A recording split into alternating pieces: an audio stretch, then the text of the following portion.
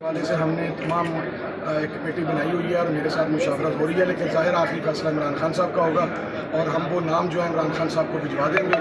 जो भी नाम इमरान खान साहब फाइनल करें वो फाइनल होगा। आमिर साहब ये बताइएगा कि मखसूस नशिस्तों के हवाले से इलेक्शन कमीशन ये कह रहा है कि आपने अप्लाई किया ही नहीं था, इस बात में सदाकत है?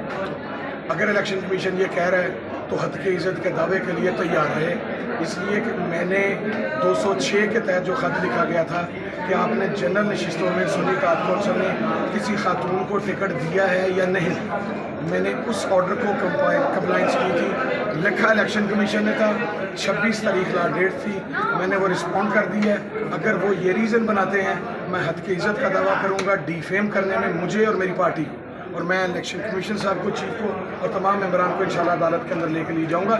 104 के तहत हमें हमारी मखसूस नशिस्त दें, ये बहानेबाजी और ड्रामेबाजी नहीं चाहिए। वो खत जाली है, खत जो सामने कर रहे हैं कि लिखा ही नहीं है। एक अलामिया भी इलेक्शन कमीशन सामने कर रहे हैं, आपको पुराना दिखा रहे हैं जिसमें कह रहे हैं आप लोगों ने विड्रा कर दिया था।